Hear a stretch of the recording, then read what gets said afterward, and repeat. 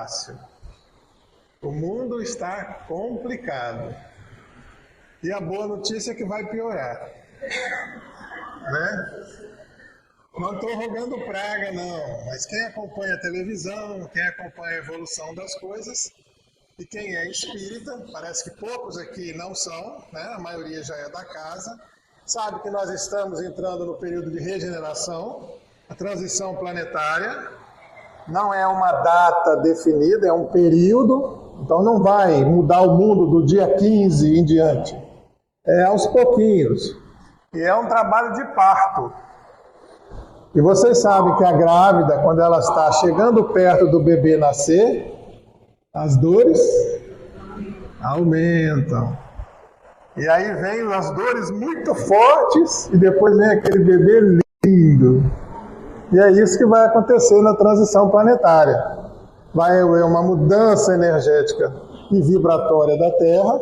Certos espíritos que estão tendo a última oportunidade de encarnar aqui não vão ter mais compatibilidade energética para nascer no planeta. Mas, por enquanto, nós temos que conviver e passar por uma série de experiências com eles, porque a torneira abriu, né? Muitos espíritos que estavam no mundo espiritual estão tendo as suas últimas chances, as últimas encarnações aqui na Terra, para ver se emenda. Mas não é o assunto de hoje, transição planetária. Nosso assunto de hoje é como usar o espiritismo no dia a dia. E a gente escolheu esse tema porque tem um amigo em Juiz de Fora, ele toca violão no centro. E ele falou que uma vez um amigo que não era espírita foi visitá-lo, e ele falou assim, vamos lá é tão legal, o pessoal é tão bom, tem umas palestras tão interessantes. E ele levou esse amigo lá. E a pessoa que foi dar a palestra naquele dia, o tema era todo histórico. A pessoa ficou falando a biografia do espiritismo, as camadas energéticas, falando de perispírito. E o amigo quase dormiu na palestra. E quando saiu de lá, falou assim, não entendi nada que falaram lá naquele lugar.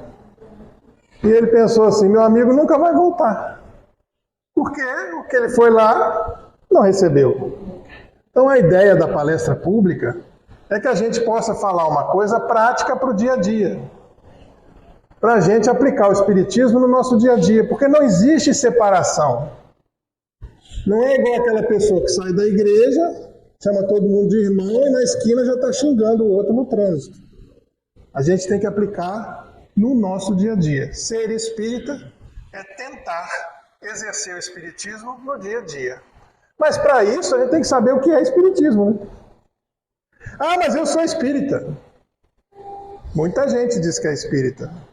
E o que é ser espírita? Porque a gente tem espírita de todo tipo no centro. Né? Uma vez uma pessoa ligou para mim e falou assim, olha, eu queria ir num lugar que tivesse cura. Meu pai está doente, eu quero levar lá para curar. Eu falei, olha, tem vários lugares que tem esse serviço. Ah, eu sou espírita, eu vou a cartomante, de vez em quando eu faço uns trabalhos, eu acendo umas velas aqui para o santo. E ela achava que espiritismo era isso. Então, tem várias interpretações. O próprio censo, né? Não teve recentemente o censo de 2022? Não sei se vocês ficaram sabendo, que deu na televisão, o pessoal todo feliz, dizendo que o número de espíritas diminuiu na última contagem, em 2022. O que acontece no censo? O governo faz o censo para tomar ações públicas. Então a ideia do censo é saber quais são os problemas e tomar atitude. A religião não interessa para a pesquisa, porque se aumentou ou diminuiu o número de católicos, o governo não vai fazer nada a respeito. E é autodeclarado, não sei se vocês se lembram quando responderam a pessoa do censo, ele pergunta qual é a sua religião. Então a pessoa se declara espírita. E às vezes quem se declara espírita não sabe nem o que é espírita. Espírita, no senso da palavra, é quem segue a codificação organizada por Allan Kardec. Quem segue as outras variações, candomblé, umbanda, quimbanda, macumba, é espiritualista. Acredita em espíritos, mas tem um outro tipo de segmento. Problema nenhum, porque Deus não tem religião. Deus ama todos por igual. Deus não falou, eu só gosto de quem tem a religião tal. Não é assim. E à medida que você vai entendendo o espiritismo, você vai saber isso. Tem aquelas pessoas que vêm no centro espírita só quando tem problema. Resolver o problema, some. Não tem? Tem aqueles que vêm e tal, aí quando a vida começa a complicar, sempre tem um da família que fala assim: ah, isso é porque você é espírita. Se você estivesse na igreja fazendo a campanha do sal, isso não teria acontecido com você. Vamos voltar para a igreja. E a pessoa volta. Tem uns que vêm, acontece o engraçado no atendimento fraterno. A pessoa chegou lá para fazer o atendimento fraterno e falou: não, aqui é só para resolver problema leve. Quando eu quero resolver um problema mais forte, eu tenho que ir lá no terreiro fulano de tal. Porque vocês são linha branca. Eu preciso de uma coisa mais forte. Gente, não tem nada mais forte do que o contato verdadeiro com o mundo espiritual. Agora você tem que entender o contato verdadeiro. E para a gente saber como exercer o espiritismo no dia a dia, a primeira coisa que a gente tem que saber é o que é espiritismo. Quais são os princípios do espiritismo? Será que eu sou espírita mesmo? Ou eu só acho que sou? Então, o primeiro princípio espírita: Deus é o Criador de todas as coisas. Deus, Criador do universo, do multiverso, das estrelas, das galáxias, de tudo que existe. Nós chamamos de Deus. O que é Deus e não quem é Deus. Deus não é uma pessoa. Ah, então o que é Deus? Não sabemos. Os espíritos não sabem o que é Deus.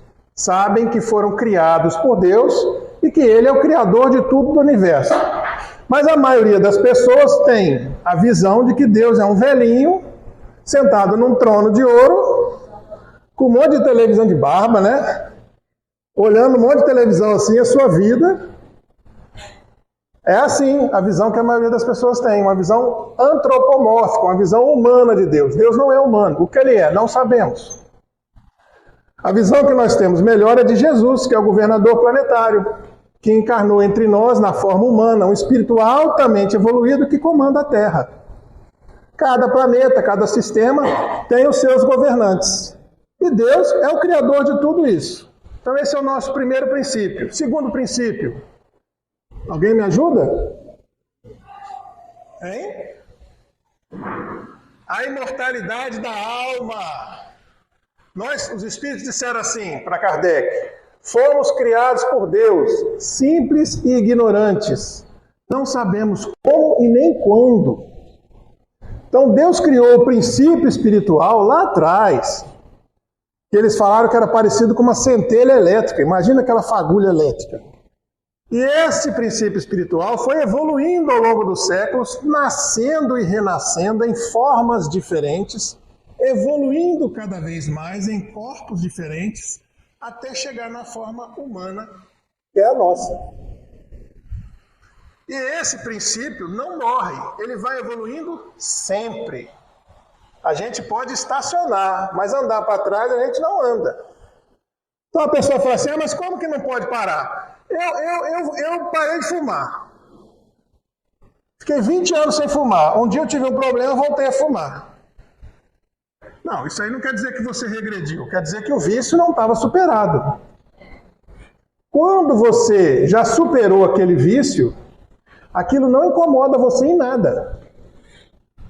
Então, por exemplo, uma pessoa chega e te oferece suborno. E você fala: não. Você nem parou para pensar quanto era o suborno, o que era. Nem mexeu com você. Aquilo ali já foi superado para você. Não é problema. Mas se ele ofereceu, você ficou assim: se fosse tanto, então acho que eu aceitava. Porque às vezes a gente fala uma coisa, mas na vida a gente faz outra, né? Eu lembro uma vez que a gente tinha uma pessoa fazendo uma entrevista de emprego e ela foi lá na firma lá, para a filha queria emprego para trabalhar lá. E ela falando que tinha gente furando fila, que tinha gente que chegava com cartinha, tinha gente com indicação, que aquilo era corrupção, que o brasileiro era corrupto. É bom falar mal do Brasil, né? Falar que a gente é corrupto. O resto do mundo também é tudo igual, gente. A gente sabe que a gente reencarna em várias raças. O problema é o mesmo. E aí eu falando com ela assim, tá difícil, aí tem poucas vagas, né? Eu falei assim, se a mulher lá que está fazendo a entrevista pedisse você um transilim de ouro para sua filha trabalhar, você dava? Ah, eu dava. Então ela acha errado a corrupção, mas ela estava disposta a pagar um suborno para a filha conseguir um emprego. Olha a contradição, né? Então Deus criou tudo, nós somos imortais e nós vivemos várias vidas. Reencarnação, voltar para a carne várias vezes. Como é que a gente sabe disso? Os espíritos contaram. Mas também nós temos várias crianças que nasceram em vários lugares do mundo, de várias religiões, e quando são pequenininhas, geralmente dos 2 aos 5 anos, elas às vezes chegam para a mãe e têm lembranças de vidas passadas. Às vezes trazem marcas de nascença de outras vidas. Teve um menino que ele virou para a mãe e falou assim, mãe, quando eu era grande e era seu pai, você não fazia isso comigo. E ele tinha um defeito na válvula do coração e o pai dela era segurança numa loja e morreu com um tiro no coração. E a criança nasceu com uma válvula defeituosa no local do tiro. Tem vários livros que contam sobre essas crianças que lembram de vidas passadas. Ninguém disse nada para elas. Crianças evangélicas, crianças sem religião, como é que pode? É porque existe reencarnação. Ah, mas a Bíblia diz que é uma vida só. É sim, é uma vida só, como Demartino. Só vai ter um Demartino, na próxima vida você é outro personagem. Então cada um só vive uma vida, de cada vez. É isso que o povo não entende. Ah, mas tem a Bíblia, e é o grande conflito que vocês vão ter em todos os lugares que vocês forem. O que é a Bíblia? A Bíblia é uma coleção de livros que começou a ser escrita antes de Jesus, o Velho Testamento, e depois de Jesus, o Novo Testamento, que começou a ser escrito mais ou menos no ano 50 depois de Jesus. Jesus morreu com 33 anos. E quando os apóstolos começaram a ser perseguidos e começaram a morrer, é que eles tiveram a preocupação de escrever, porque eles falaram assim, não vai sobrar ninguém para contar a história. A Bíblia só foi reunida como livro mais ou menos no ano 400. Como um livro, uma coleção de livros. E tem mais ou menos 42 autores diferentes. Um pouco mais, um pouco menos, dependendo da Bíblia. Então não dá para levar ao pé da letra. A gente tem que entender a essência que está lá. Se vocês fizerem um estudo bíblico sério e compararem passagens, vocês vão ver que conta histórias diferentes. Olhem lá, como curiosidade, quando chegar em casa, a parte que fala quando for encontrar Jesus no túmulo, depois que ele renasceu, que ele ressuscitou. Uma pessoa diz que tinha 2 anjos lá dentro, outra pessoa diz que era um. Muda a posição das coisas. A história não é a mesma. Tem variações, porque foram pessoas que pela memória foram contando e escrevendo. Mas essa briga nós não devemos fazer. Nós devemos respeitar todas as religiões e exigir respeito pela nossa. Então existe reencarnação. E a reencarnação, ela explica a justiça de Deus. E como é que você vai entender que uma criança nasce numa família rica, com todo recurso, com toda a saúde, vai ter uma educação maravilhosa, vai ser todas as coisas, e a outra vai nascer na rua, embaixo do viaduto de uma mãe viciada. Já vai nascer no meio da violência. Ué, que chance essa criança vai ter? Que Deus de amor e de misericórdia é esse que deixa uma criança nascer tudo bem e a outra, às vezes deficiente, cega, nem se move, toda torta? Não bate, concordam comigo? Se você olhar cruamente assim, você vai dizer assim, Deus não existe. Essa história de Deus é mentira. Que uma criança nasce assim e a outra nasce assim. Por que tem gente que morre nova e às vezes não fez nada para procurar a morte? Tem uma senhora, que ela é batista, e morreu uma menina de 16 anos num acidente de carro.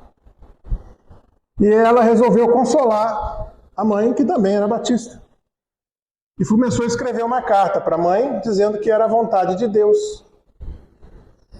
E que a filha dela estava melhor aonde estava. Ela não conseguiu terminar a carta, ela começou a chorar. Por quê? Como? Porque a vontade de Deus é matar uma menina de 14 anos. Como que a vontade de Deus, como que a menina pode estar melhor no mundo espiritual do que dentro da família que amava? Uma família que tinha amor. Não encaixa. Dentro da crença dela, ela entrou em conflito, começou a achar que Deus não existia. Muita gente se revolta quando perde o filho, quando perde o marido, fica de mal com Deus, porque fala, não fala Deus comigo não.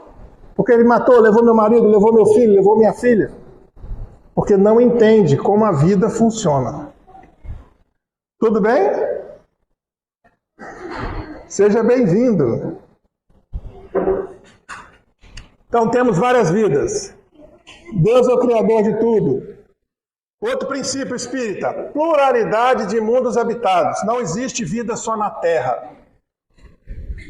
Aqui na nossa galáxia, no nosso sistema, existem outros planetas habitados com outras formas de vida. E existem outras dimensões habitadas com outras formas de vida.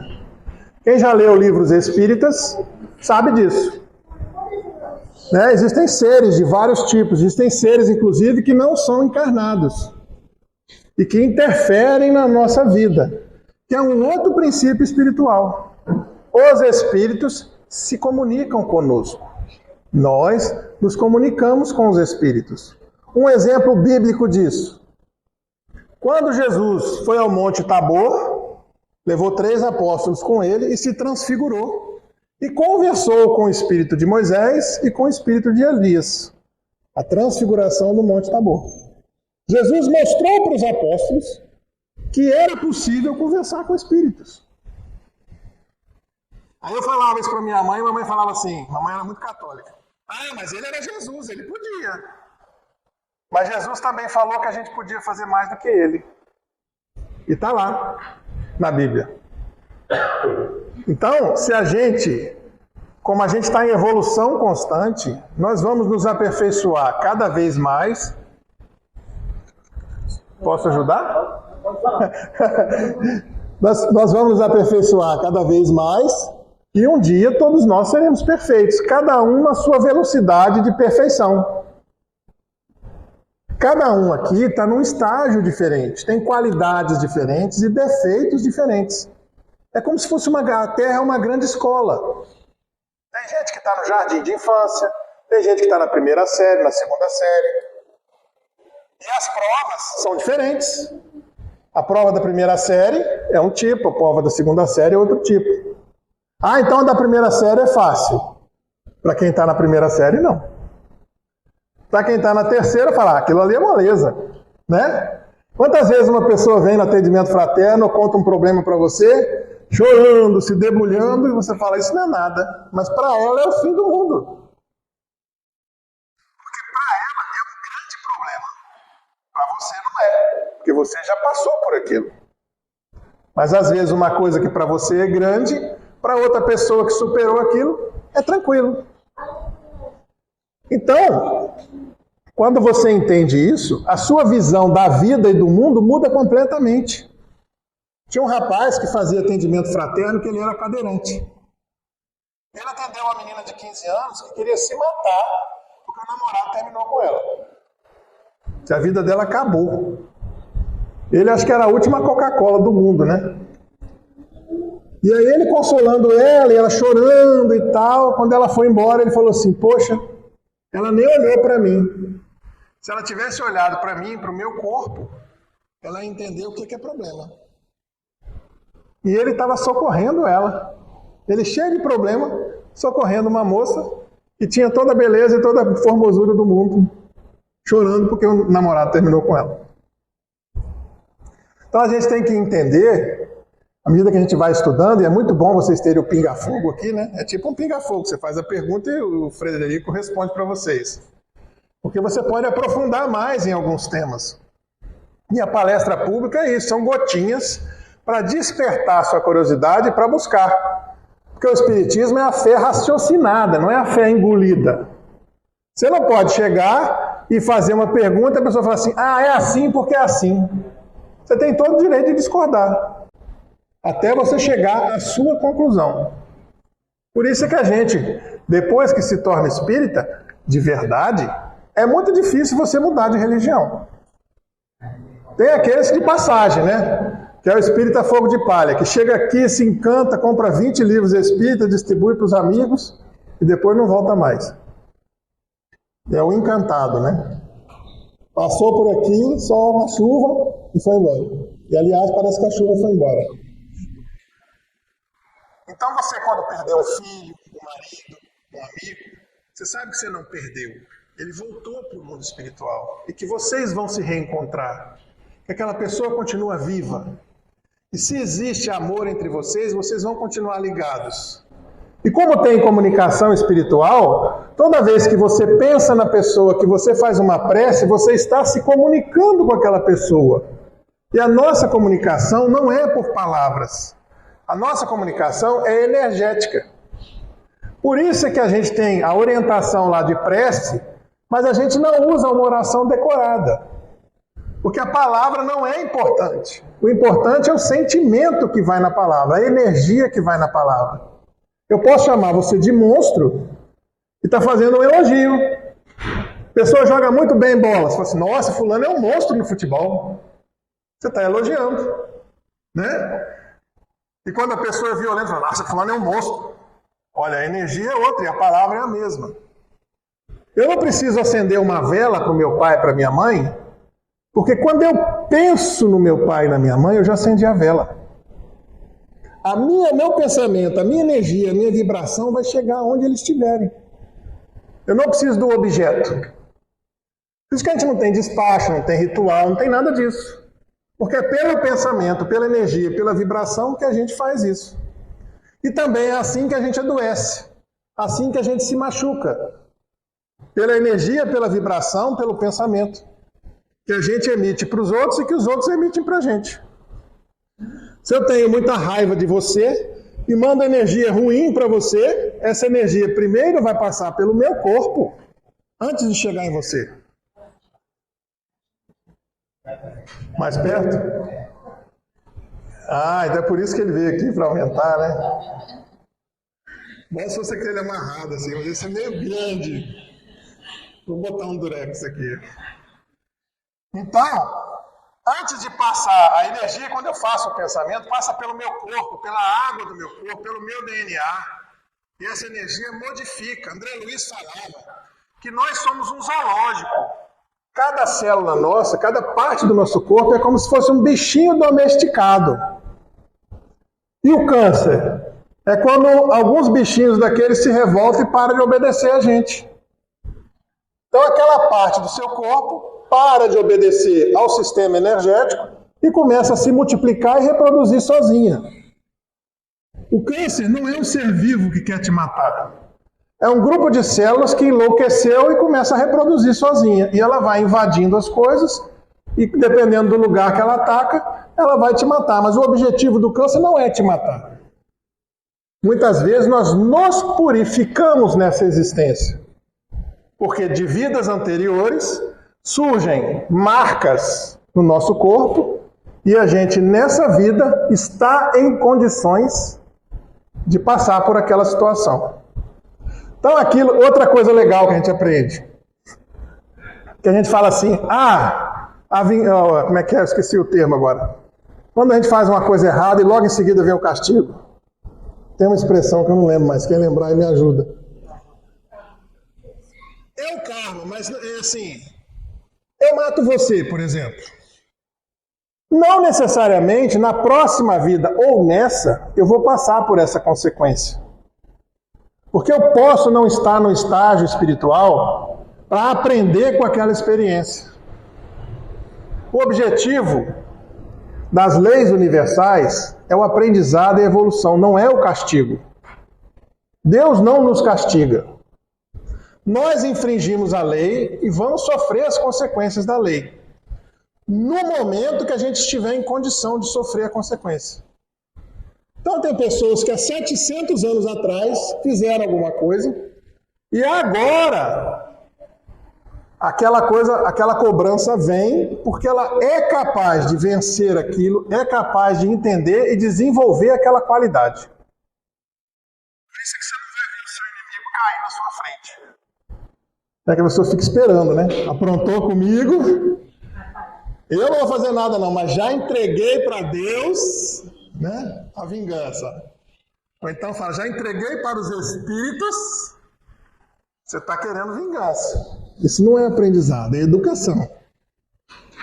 Então eu sei que se uma pessoa morre, eu não preciso ficar em luto a vida inteira, eu não preciso deixar o quarto como se a pessoa fosse voltar. Eu entendo que na minha família vão ter pessoas complicadas, porque espíritos são reunidos naquele lugar e o principal é o núcleo familiar, para que a gente possa se entender.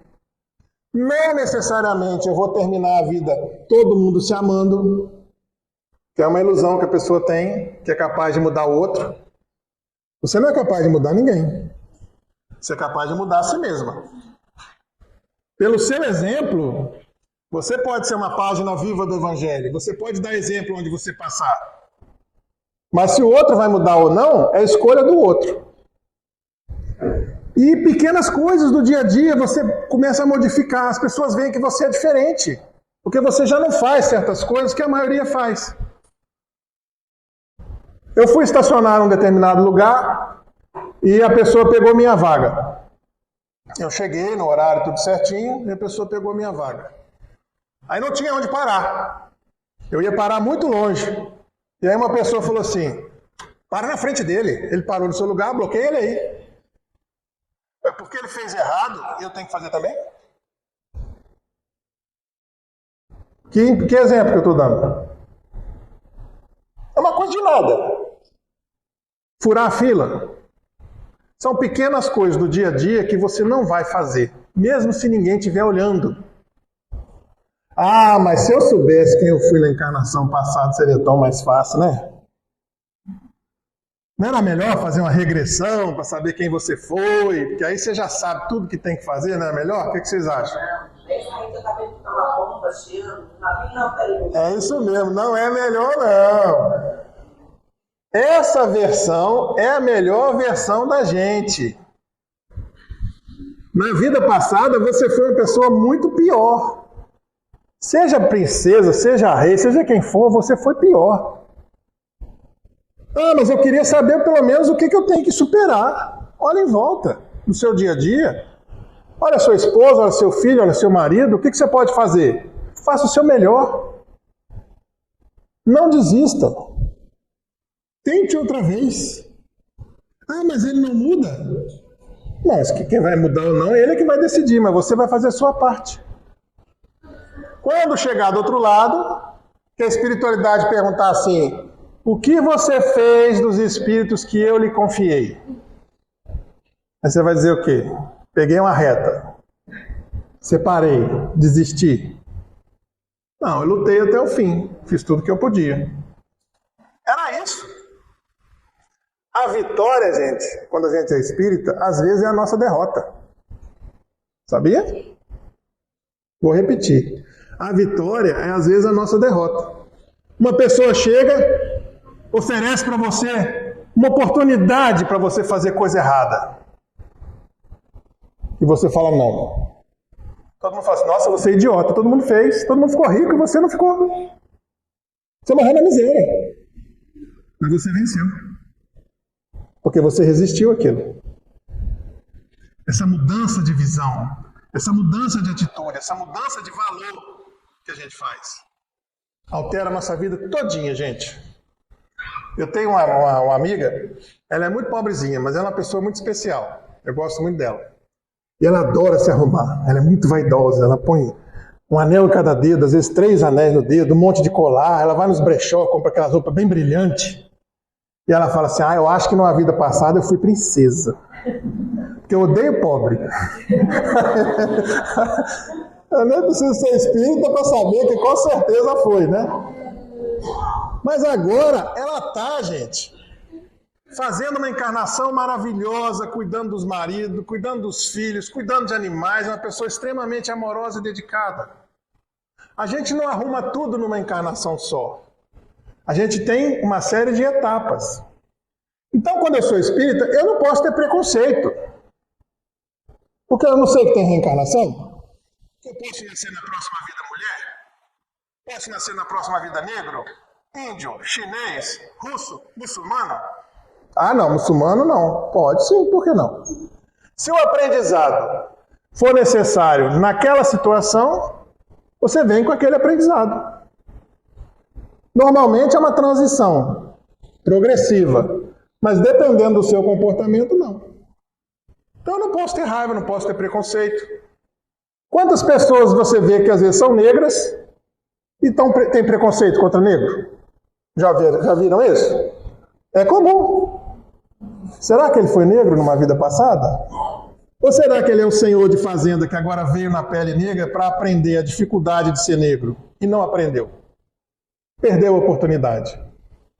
Mas ele ainda está vivo.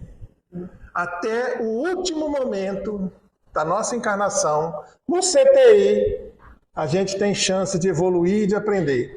Às vezes você fala assim, nossa, mamãe está lá no CTI sofrendo, não sei para quê. Tantos dias que ela está lá. Para que isso? Às vezes não é por ela. Às vezes é por vocês.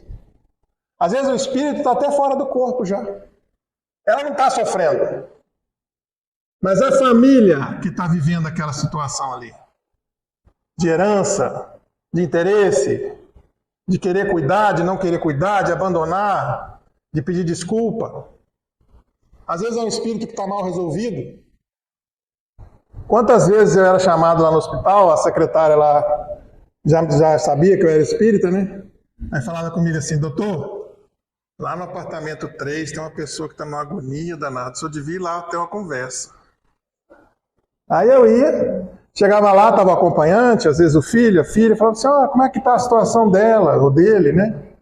Ele está aí, mas ele está esperando, acho que o filho dele que não vem, ele está brigado com a mulher, eu acho que ele está preocupado, quem vai ficar com a filha, quem vai ficar com a esposa, mas nós já combinamos, nós já conversamos, quem vai ficar assim, vai ficar assado. E aquela conversa que eu tinha na beira do leito ali, e a pessoa ali em coma, em espírito escutando tudo, às vezes era suficiente para a pessoa desencarnar. Quando eu voltava no dia seguinte, a secretária só fazia assim. Doutor, quando eu estiver no CTI, o senhor não me visita não, viu? Não fiz nada, né? É apenas o desembaraço. Então, no dia a dia, a gente vai usando o espiritismo nas pequenas coisas, sem medo. Uma coisa que acontece muito. Você está em dúvida. Se separa ou não separa do casamento. O espiritismo é contra a separação? Eu posso separar ou não? Casamento é para sempre? Aí você fala assim, não, mas eu tenho que aguentar esse marido até o fim. É minha missão. Ele é ruim, mas eu vou aguentar ele para eu não ter que voltar com ele na outra vida. Aí a mulher fica lá, apanha do marido, ela, eu vou aguentar. 100 anos passa rápido. E o marido apronta 50 anos e ela sofre 50 anos. Aí a dona Rosa desencarna, toda feliz, chegando no mundo espiritual, achando que está livre. Aí o pessoal vai dizer assim, olha, dona Rosa, a senhora teve uma encarnação maravilhosa, mas sua principal missão, que era se entender, se resolver, que não era nem resolver o problema do marido, era ela se resolver, não aconteceu.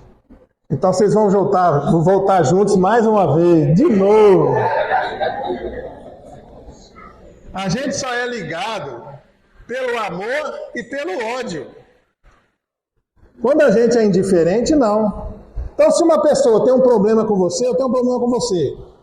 Sério, eu te enganei, estou te devendo. Mas você não fez nada comigo. Quer dizer que eu tenho que voltar com você? Não necessariamente. Se você não ficar magoada e agarrada a mim, você vai seguir sua vida espiritual livre. Eu vou voltar com uma outra pessoa, com uma situação semelhante, para que eu possa ter aquele aprendizado. Olha como é que a justiça de Deus é perfeita. Olha como é que isso é legal. Então, quando a gente... Eu não estou sem relógio aqui. Ah, tá lá. Só para mim ter noção do horário. Quando eu era mais jovem, eu sempre fui curioso. Quando uma pessoa morria, eu com 9 anos ia lá ver o defunto, para ver se era diferente. E era. Faltava alguma coisa no defunto. Vocês já observaram? Quem já observou um corpo, vê que falta um princípio ali. Tem uma coisa faltando naquele corpo. Mesmo estando arrumadinho, bonitinho, parece estar dormindo, falta uma coisa. E eu percebia isso, mas eu não sabia o que era. E agora, na doutrina espírita, a gente sabe que alguns espíritos ficam ligados ao corpo ainda. Assiste o enterro, acompanha o velório, às vezes fica preso no corpo na terra. Alguns andam pela terra. Quem já viu aquele filme daquele rapaz, filme bonito, Ghost? Lembra desse filme? Tem na internet, Ghost. Ele é assassinado e ele fica andando pela terra. Não é isso? Não é um filme espírita, mas tem alguns conceitos espíritas. Eu achei que quando começassem todos esses filmes de Chico Xavier, né, nunca teve isso, né? Nosso Lar 2, que milhares de pessoas viram, eu achei que o espiritismo ia explodir no mundo. Falei, agora vai, né? A gente com Chico Xavier, a gente com Divaldo. E por que a gente não emplaca? Porque o espiritismo não é para todo mundo. Não é assim que funciona. Você tem que estar aberto, você tem que estar disposto. Jesus não falou, bate e a porta se abrirá. Você tem que bater na porta, você tem que procurar. Se você não procurar, você não vai encontrar. Se você não buscar conhecimento, você não vai encontrar conhecimento. Cada um de nós tem que sair da sua zona de conforto e procurar saber mais. Ah, mas eu não aceito determinada situação. Eu li um livro espírita que é muito esquisito. Tem um monte de livro espírita esquisito. Não é porque o livro é psicografado que ele é verdadeiro. Existem espíritos enganadores. Existem espíritos que contam histórias mentirosas. Existem cartas psicografadas que não são verdadeiras. O mais importante, gente, é a mensagem, não é o mensageiro. Quando a gente está numa reunião e um espírito se manifesta, como é que você sabe se é mesmo ele? Vem lá, eu sou o doutor Bezerra de Menezes, e traz uma mensagem. Como é que eu sei se é o Bezerra de Menezes? Pelo conteúdo da mensagem. O conteúdo da mensagem é elevado? Me estimula para o bem? Porque espírito superior não faz fofoca. E é isso às vezes que a pessoa quer. A pessoa quer vir no centro espírita para saber se o marido está traindo. Quer vir no centro espírita para ver se a loja vai dar certo. Os espíritos superiores não se importam com assuntos materiais e nem levam intriga e confusão para sua casa. Pode ser que o marido esteja traindo mesmo, mas o espírito superior nunca vai falar isso. Ele vai dizer assim, minha filha, preste mais atenção no seu lar. Dê mais atenção à sua família. Ele sempre vai fazer recomendações positivas. O espírito superior nunca vai te machucar, te maltratar, te perseguir. Igual em algumas religiões que falam assim, eu não fiz as obrigações do meu guia me deu uma surra de nada. Que guia é esse? Guia não é aquela pessoa que conhece o caminho, que te leva, que te socorre? Isso é que é um guia espiritual. Essa pessoa que te machuca, que te derruba, não é um guia, é o quê? Um obsessor, fingindo ser seu guia. Se você souber o que procurar, você vai ter uma vida muito mais suave, como Jesus falava, meu fardo é leve. Mas ele não falou que vai tirar o fardo da gente. Então agora, o outro lado do mundo está em conflito, não está? A chapa está quente lá do outro lado. O que vai acontecer? Não sabemos. Vocês sabem? Não sabemos. Tudo pode evoluir bem, como pode não evoluir bem. Mas e aí? Dentro da doutrina espírita, é para eu ficar apavorado? Por quê? Oh, ele sabe, hein? Viu como é que você sabe? Já tirou 10. Por que não é para me apavorar? Gente, eu sou imortal. Aconteça o que acontecer, eu não vou morrer. Eu vou desencarnar, passar um tempo no mundo espiritual e vou voltar para um novo aprendizado. Se a Terra acabasse de uma hora para outra, nós renasceríamos num planeta semelhante e passaríamos por experiências semelhantes. A gente está aqui num papel. É igual se fosse uma novela. Já viram novela? O artista não é contratado, não recebe o script. Agora vai ser Dona Lola. Você vai ser a Dona Lola. Dona Lola é dona de uma pensão. E aquele tempo você é a Dona Lola. Mas você não é a Dona Lola. Você está a Dona Lola. Eu estou Demartino. E eu sei que os espíritos interferem na minha vida. Eu sei que os espíritos interferem na minha família. E como é que eu faço, então? O que você pode fazer no dia a dia para se proteger? Qual que é a proteção do espírito? Como é que você afasta a influência dos maus espíritos? Como é que você diminui os problemas da sua casa? Como é que você se livra dos obsessores?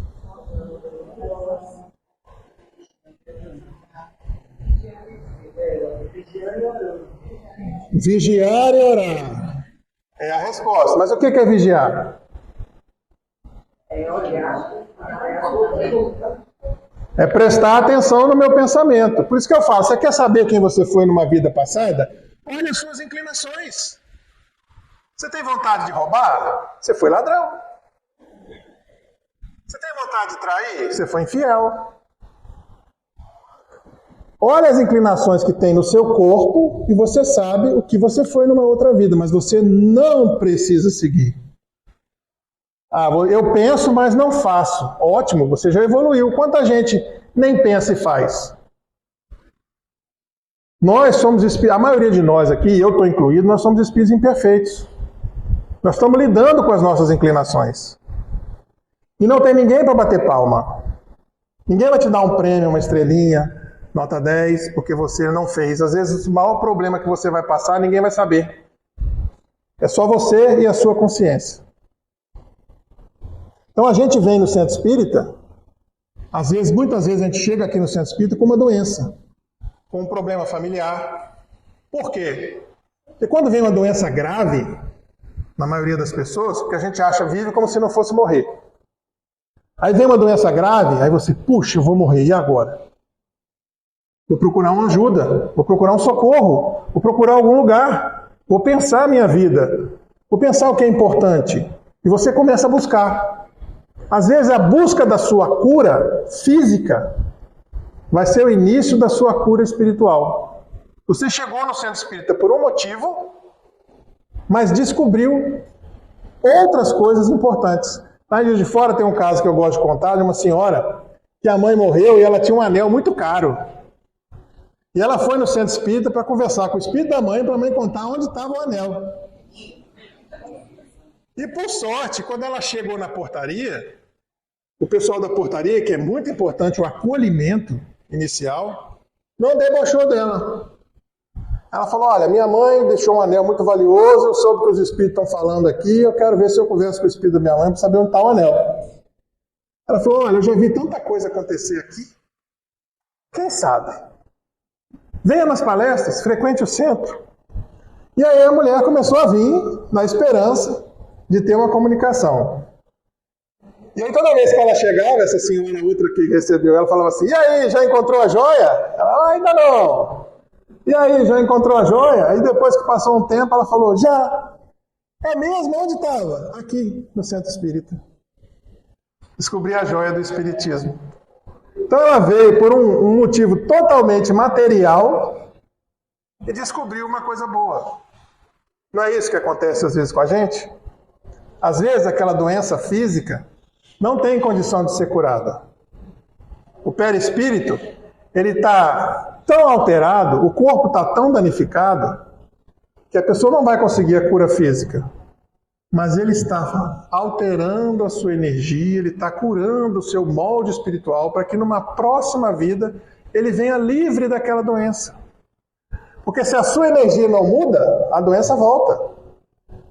Quantas pessoas tiram câncer, daí a pouquinho câncer, daí a pouquinho câncer, daí a pouquinho câncer de novo? Ué, que é isso? E às vezes em lugares diferentes. É sorte? Então a gente sabe que Deus é amor. Jesus esteve na Terra dando exemplo há 2000 anos de amorosidade. Jesus foi um revolucionário. Olha só, ele chega no povo judeu, que acredita que é escolhido por Deus, que segue o Antigo Testamento. Quem já leu o Antigo Testamento, vê lá o que Jeová deixa o pessoal fazer lá. E Jesus chega e diz, não, Deus é amor. É um pai amoroso que só quer o nosso bem. Todo mundo é igual. O escravo é igual ao Senhor. Numa sociedade que tinha um monte de gente diferente, gente privilegiada. Isso era uma revolução.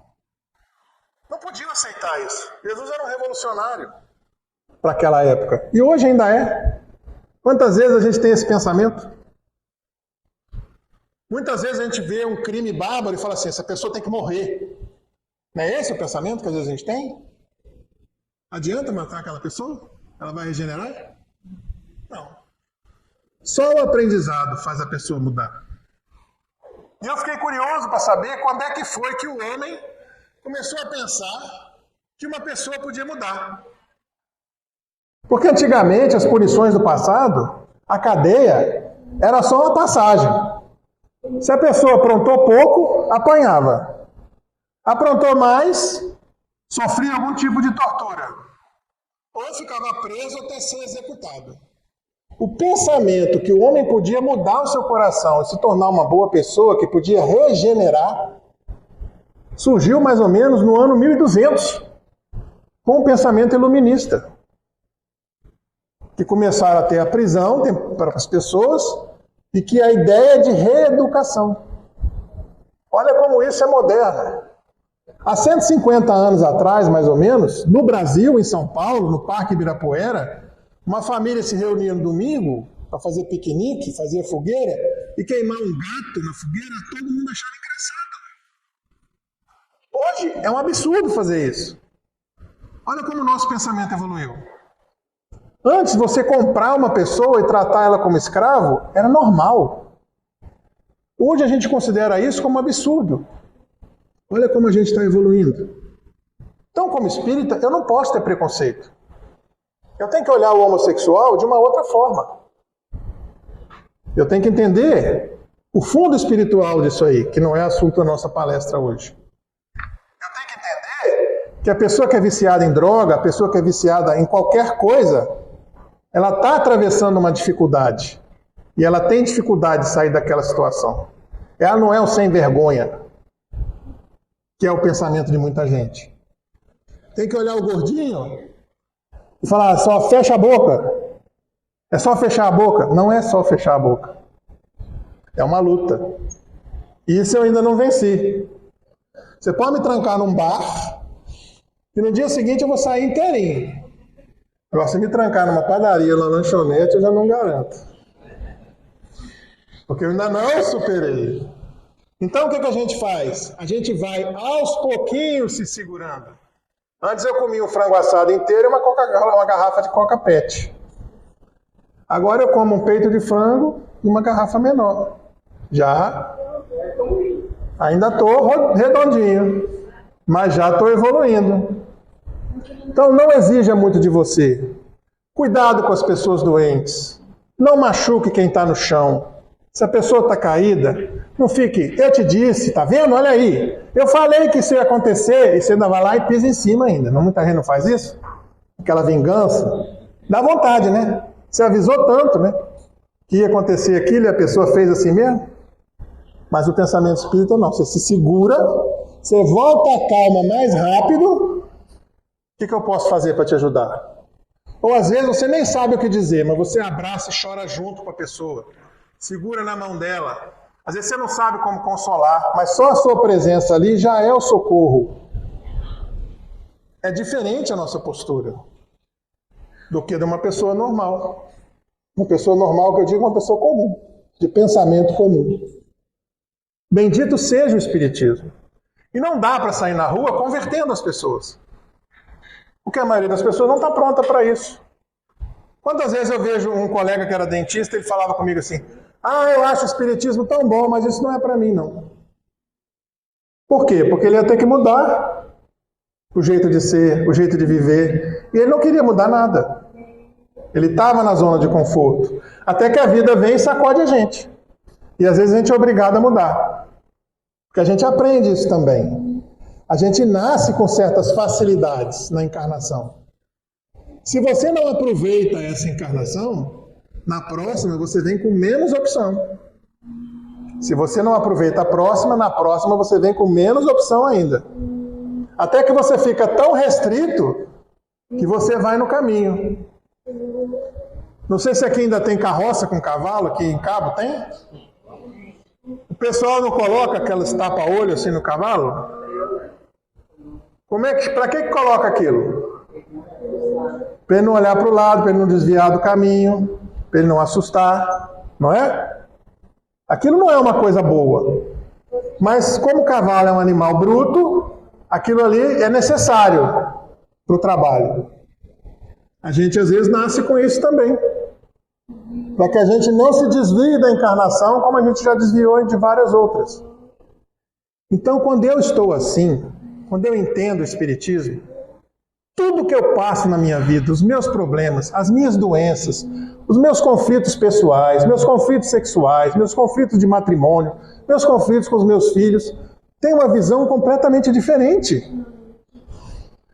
Eu passo por aquilo sofrendo, mas sabendo que aquilo é uma prova, que aquilo é temporário, que aquilo vai passar. Chico Xavier não mandou uma vez um recado, vocês devem conhecer essa história.